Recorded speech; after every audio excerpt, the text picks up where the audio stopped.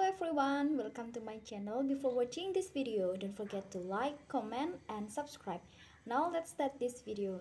How maritime law works in the United States. Admiralty law or maritime law is a body of law that governs nautical issues and private maritime disputes. Admiralty law consists of both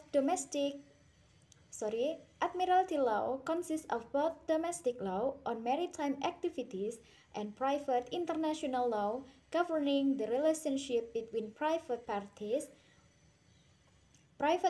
operating or using ocean-going ships. While each legal jurisdiction usually has its legislation governing maritime matters, the international nature of the topic and the need for uniformity has, since 1900, led to considerable international maritime law development, including numerous multilateral treaties.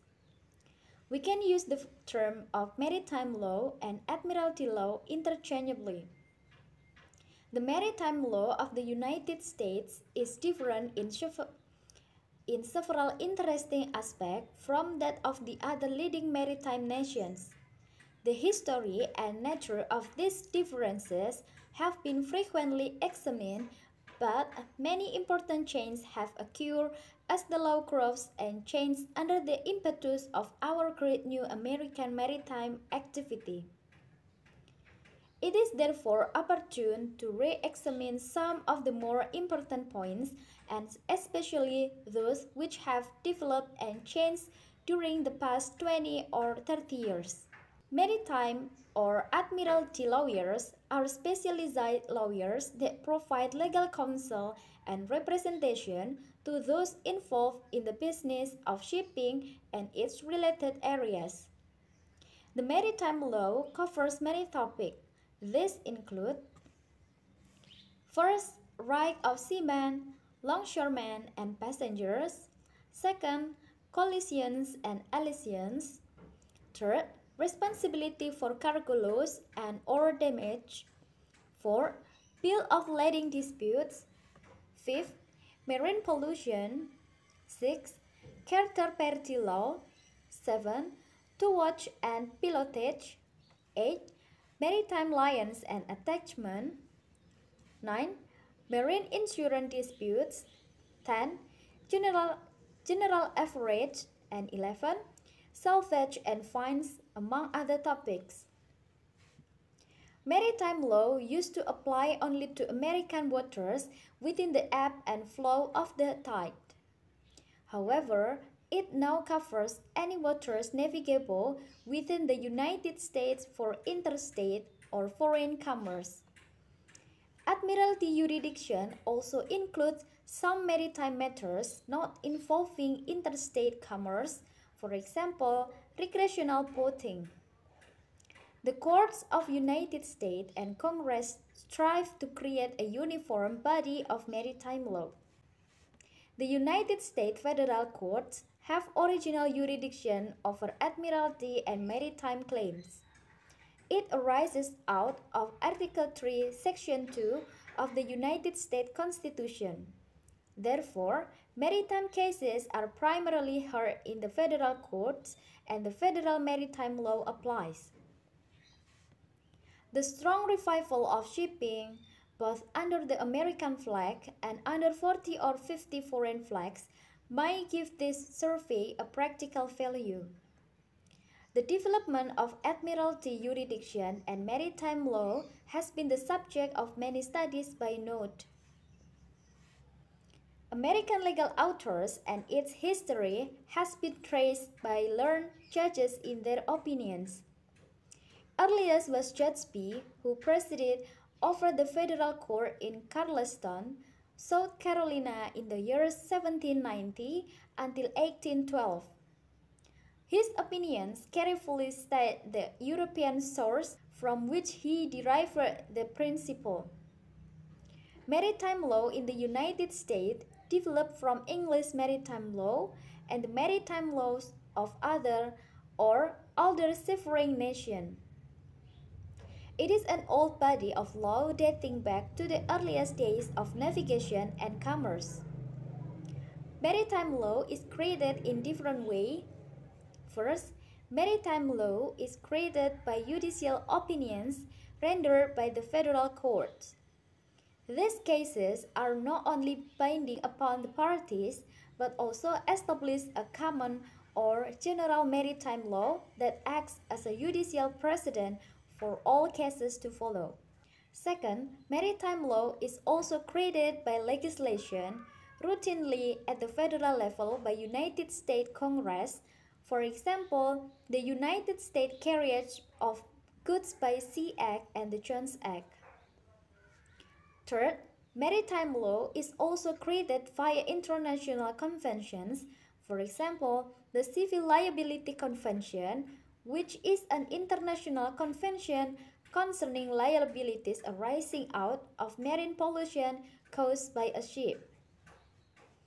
Fourth, maritime law is also created by the decision of marine arbitration panels that create a body of commercial law or usually when resolving counterparty disputes.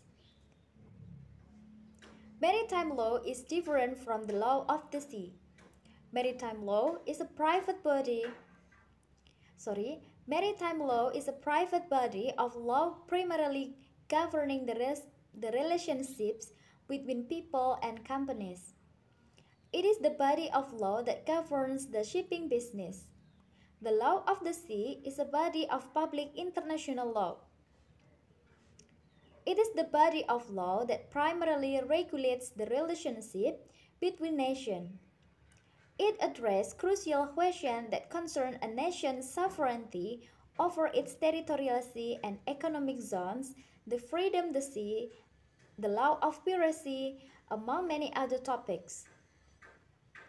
Maritime or admiralty lawyers specialize in maritime law. However, there is no special law school for this. In the United States, a person becomes a maritime lawyer by graduating from a law school and by appearing a state bar exam, like any other lawyer. That person may then to go work for a law firm that has clients that are in shipping or shipping-related files. The cases the firm handles will primarily be maritime. Maritime lawyers will also work for P&I clubs, hull insurers, and be in-house counsel to ship-owning companies. While most maritime lawyers concentrate their practices in the maritime law, they are free to handle non-maritime cases as well and often do. The United States American operates under common law and statute law, or which by the way includes the Constitution. Maritime law is a part of the law of the United States America, though it's not probable for most citizens to enter into contact with it. Be extremely wary of people who think they have found a fantastic legal argument to be free from all taxation and from all state power. That legal argument is always legal quackery. However, I would like to mention that it's not completely exclude that example, a major tax law is unconstitutional for some reason. I have written myself about the possibility that Belgium has been using the wrong civil code since 1831, which is a very far-reaching conclusion and could easily veer into legal quackery if it's not researched in great depth. Far-reaching legal conclusions are not necessarily legal quackery. There are new few law schools in the United States that offer more maritime law courses than others, such as Tulane University Law School in New Orleans. Tulane even offers a post-GED program in the maritime law. These are great programs, however, it is not necessary to attend them to practice maritime law. Maritime law firms in the United States America are located primarily in the port cities, New York, Houston, New Orleans, Seattle, and etc. There is a huge presence in London and elsewhere. Many, many time Many maritime lawyers have experience in the shipping business and attend a maritime college, but not all. Okay everyone, that's all this article today. Thank you so much for watching this video. Until the next one, bye bye.